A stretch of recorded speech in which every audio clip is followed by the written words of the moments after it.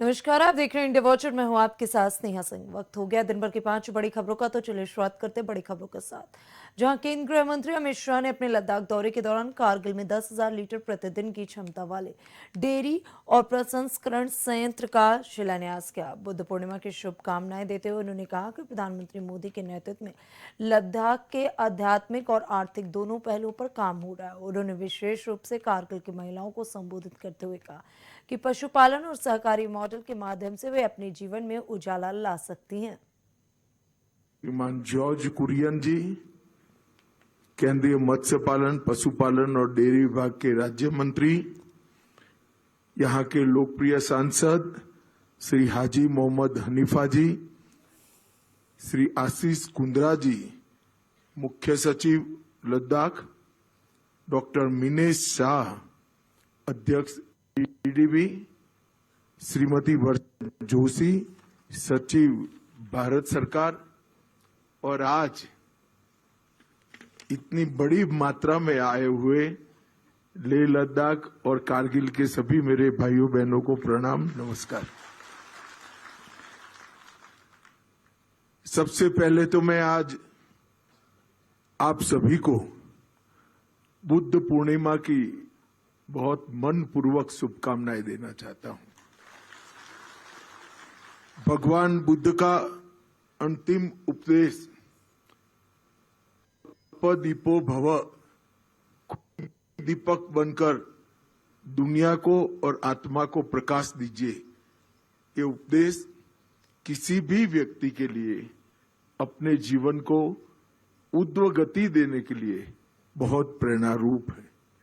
और आज ही यहां पर नरेंद्र मोदी जी के निर्देश पर भगवान बुद्ध के पवित्र अवशेष यहां जनता के दर्शन के लिए खुले रखे गए हैं। तो मेरा सभी लेह लद्दाख कारगिल के निवासियों से आग्रह है कि मौका 75 साल के बाद यहां के जीवन में आया है, इसका सभी लोग निश्चित रूप से लाभ उठाएंगे, ऐसा मुझे भरोसा है। मित्रों, आज मोदी जी ने दिए हुए सहकारिता मॉडल के तहत, पशुपालन विभाग के तहत ढेर सारे कार्यक्रम एक साथ लेह लद्दाख यूटी में हो रहे हैं। सबसे पहले आज करगिल डेयरी का शिलान्यास और प्रोसेसिंग प्लांट का जो शिलान्यास हुआ है, उसकी क्षमता 10,000 लीटर दूध इतनी ऊंचाइयों पर प्रतिदिन प्रोसेस करने की क्षमता है। मुख्यमंत्री योगी आदित्यनाथ ने आज लखनऊ में श्रमवीर गौरव समारोह 2026 का उद्घाटन कर उत्तर प्रदेश के लाखों श्रमिकों को बड़ी सौगात दी। इस दौरान उन्होंने कई नई श्रम कल्याण योजनाओं की आधारशिला रखी और मेधावी श्रमिक परिवारों को सम्मानित किया। सीएम योगी ने प्रधानमंत्री मोदी के विकसित भारत के संकल्प को याद करते हुए कहा कि इस विजन के असली शिल्पकार हमारे श्रमिक ही हैं, जो हर मौसम और हर परिस्थिति में बिना थके राष्ट्र निर्माण में जुटे रहते हैं। उत्तर प्रदेश सरकार में मंत्रिमंडल के मेरे वरिष्ठ सहयोगी, उप मुख्यमंत्री श्री केशव प्रसाद मौर्य जी, उप मुख्यमंत्री श्री ब्रजेश पाठक जी, श्रम एवं सेवायोजन मंत्री श्री अनिल राजभर जी, श्रम और सेवायोजन के राज्य मंत्री श्री मनोहर लाल मुन्नो कोरे जी, अवस्थापना एवं औद्योगिक विकास के आयुक्त श्री दीपक कुमार जी, अपर मुख्य सचिव अवस्थापना एवं औद्योगिक विकास श्री आलोक कुमार जी, प्रमुख सचिव एवं अध्यक्ष Uttar Pradesh BOC W board doctor M.K.S. Sundaram ji, श्रम आयुक्त मार्कंडेय शाही जी, श्रम और सेवायोजन विभाग के हमारे सभी अधिकारीगण, प्रदेश की राजधानी लखनऊ और प्रदेश के सभी 75 जनपदों में आयोजित अलग अलग कार्यक्रमों में उपस्थित हमारे सभी अपने परिश्रम से, अपने पसीने से प्रदेश को, उत्तर प्रदेश को भारत के अनलिमिटेड पोटेंशियल का प्रदेश बनाने वाले मेरे सभी श्रमिक बहनों और भाइयों, मैं सबसे पहले आप सभी को अंतर्राष्ट्रीय श्रमिक दिवस के अवसर पर प्रदेश सरकार की ओर से हृदय से बधाई देता हूं। आप सबका मैं हृदय से अभिनंदन करता हूं।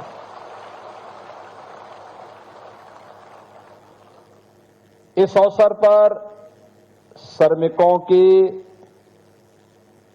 परिश्रम की एक नई मिसाल आदरणीय प्रधानमंत्री जी के मार्गदर्शन में अटल आवासीय विद्यालय के रूप में हम सबको 2023 में प्राप्त हुई थी और आज अटल आवासीय विद्यालय के उन छात्रों को, पहले बैच के छात्रों को जिन्होंने मेरिट सूची में स्थान प्राप्त किया है, उन बच्चों को सम्मानित करने और दोनों प्रयागराज और वाराणसी के अटल आवासीय विद्यालय के प्रधानाचार्यों के बीच सम्मान का एक आयोजन यहां पर मुझे श्रमिक दिवस पर करने का अवसर प्राप्त हुआ है। मैं अटल आवासीय विद्यालय के इन सभी छात्रों को, दोनों प्रधानाचार्यों के साथ साथ जिन विद्यालयों ने अच्छा काम किया है और वहां पे श्रमिकों के बच्चे पढ़ते हैं।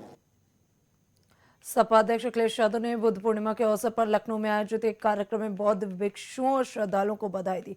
उन्होंने भगवान बुद्ध के वैश्विक योगदान को रेखांकित करते हुए कहा कि भारत की धरती से निकला बुद्ध का संदेश आज पूरी दुनिया को राह दिखा रहा। अखिलेश यादव ने विशेष रूप से बुद्ध के स्वयं के दीपक बनों के सिद्धांत पर जोर दिया और इसे सामाजिक परिवर्तन का सबसे बड़ा आधार बताया। उन्होंने कहा कि बुद्ध का ज्ञान और करुणा का मार्ग ही समाज में वास्तविक न्याय और समता ला सकता है। के पावन अवसर पर आप सबको बुद्ध पूर्णिमा की बहुत बहुत बधाई और शुभकामनाएं देता हूं। बुद्ध पूर्णिमा की बहुत बहुत बधाई, बहुत बहुत शुभकामनाएं। साथ ही साथ समाजवादी पार्टी के हमारे संगठन के नेता मिठाईलाल भारती जी के सहयोग से हम सब आदरणीय भिक्षुगण मिलने का यहां पर मौका मिला है। हम लोगों को बड़े संख्या में हमारे बौद्ध भिक्षुगण जो आए हैं, मैं उनका भी बहुत बहुत आभारी हूं, बहुत बहुत धन्यवाद देता हूं। न केवल उत्तर प्रदेश से बल्कि उत्तर प्रदेश के बाहर के भी जो लोग आए हैं, मैं उन सब का बहुत बहुत आभारी हूं। जहां भंडारा का कार्यक्रम है, सम्मान का कार्यक्रम है, हमारे बौद्ध भिक्षुगण ने स्वीकार किया। जो भंडारा करा रहे हैं, मैं गौतम रावत जी का और दूसरे उनके साथी सन्नी रावत जी का भी बहुत बहुत आभार और बहुत बहुत बधाई आपको। मैं अभी सुन रहा था और बहुत महत्वपूर्ण बातें रखी गई। भगवान बुद्ध का रास्ता और उनके रास्ते पे चल करके अपने जीवन में खुशहाली लाने का जो आप लोगों ने रास्ता दिखाया, मैं उसका सबका, आप सबका धन्यवाद देता हूं, आभार प्रकट करता हूं। जीवन में उतार चढ़ाव, बहुत सारी परेशानियां, दुख, संकट, और किसी का जीवन ऐसा नहीं है जो इन चीजों से भरा ना हो। बहुत सी चीजें पसंद की भी नहीं होती हैं, हम संतुष्ट भी नहीं है बहुत सी चीजों से। और जो ज्ञान भारत की धरती पर समय समय पर लोगों ने दिया है, उसमें सबसे बड़ा योगदान भगवान बुद्ध का है, जिन्होंने न केवल भारत बल्कि भारत के बाहर भी दुनिया में अपना संदेश फैलाने का काम किया। उनका संदेश दुनिया में पहुंचा और वो देश जो आज ऊंचाइयों पर हैं, उन देशों ने भी भगवान बुद्ध का रास्ता अपनाया। एक जो सबसे बड़ा संदेश है वो यही है भगवान बुद्ध का कि स्वयं के रोशनी बने, स्वयं के दीपक बने। ये जो संदेश उन्होंने दिया, उस संदेश ने समाज में परिवर्तन लाने का काम किया। मैं अपने सभी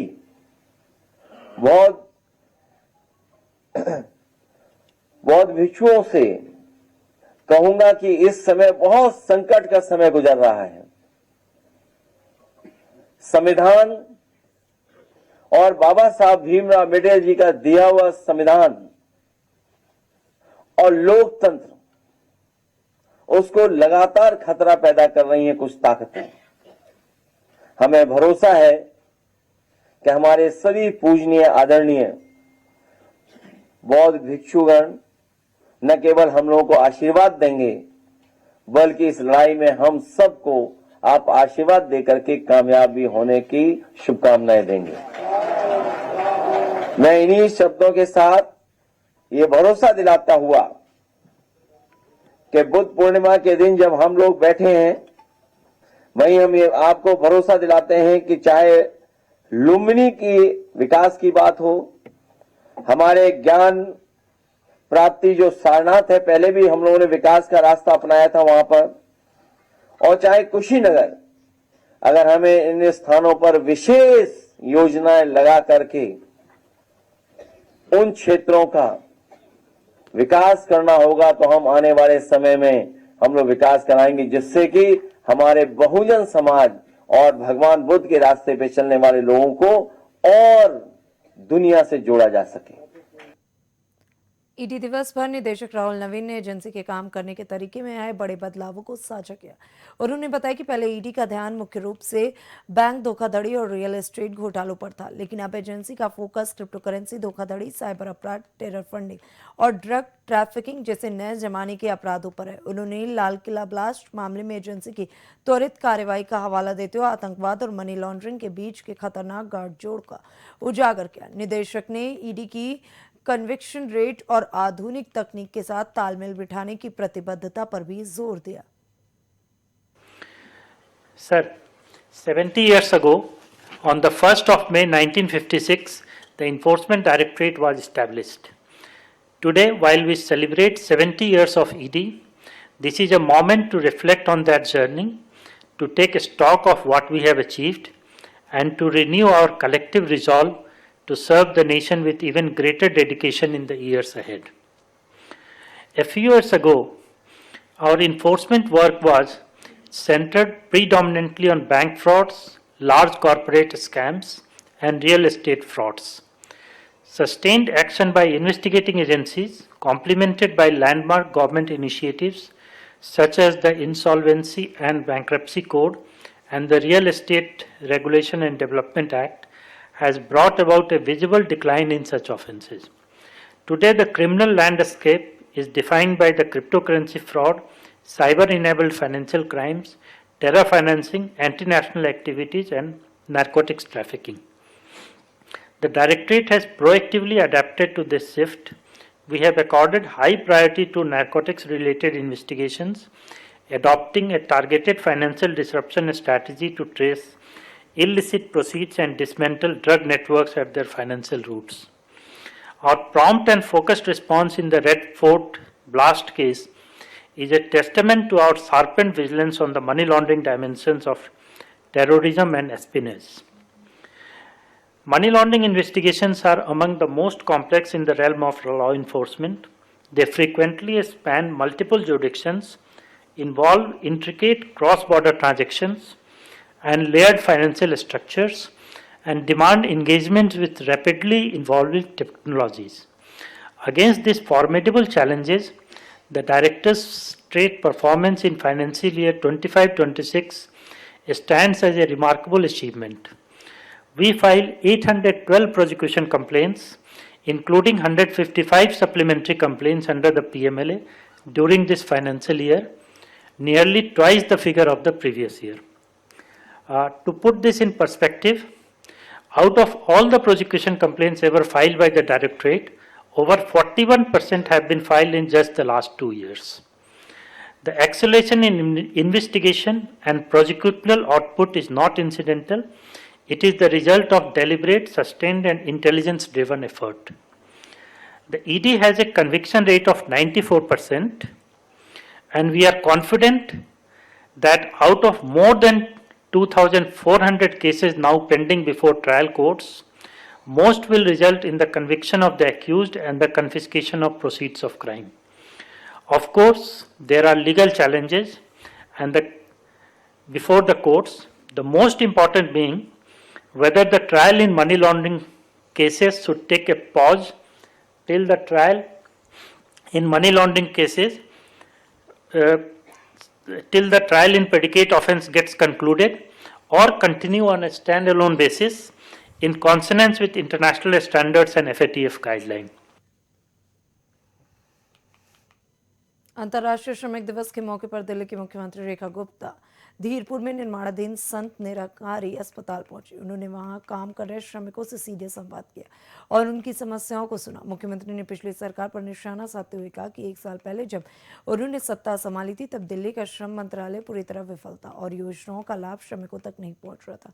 उन्होंने घोषणा की कि सरकार ने पंजीकरण पोर्टल को फिर से सक्रिय कर दिया ताकि दिल्ली का हर श्रमिक सरकारी योजनाओं का सीधा लाभ उठा सके। भाई बहनों के लिए काम कर रहे हैं, मैं आपका बहुत बहुत अभिनंदन करती हूं। और हमारे श्रम विभाग के ही सचिव पांडुरंग जी पोले, जिन्होंने जब से इस विभाग को ज्वाइन किया है तब से विभाग को गति देने का काम और हमारे श्रमिकों को योजनाओं का लाभ पहुंचाने के लिए पूरे विभाग को बहुत ही एक्टिव करके काम शुरू किया है। आपको भी मैं बधाई देती हूं। और आज के इस कार्यक्रम की शोभा बढ़ा रहे आप सभी मेरे श्रमिक भाई बहन, जिन्होंने हमेशा अपनी मेहनत से देश को, दिल्ली को सजाया और संवारा। मैं आप लोगों की जितनी तारीफ करूं उतनी कम है। आपने जिस तरीके से, मैं अभी बहनों के बीच में गई, मुझे पानी चाहिए, बहनों के बीच में गई, एक एक बहन ने बड़े मन से मुझसे बात की। किसी ने कहा, अपने परिवार की परिस्थिति बताई। एक बहन ने कहा कि मेरे पति नहीं है, मैं परिवार में अकेले अपने बच्चों का भरण पोषण कर रही हूं और उम्र इस प्रकार से हो रही है कि आगे शायद बहुत समय तक मैं ये मजदूरी का, श्रमिक का काम ना कर पाऊं।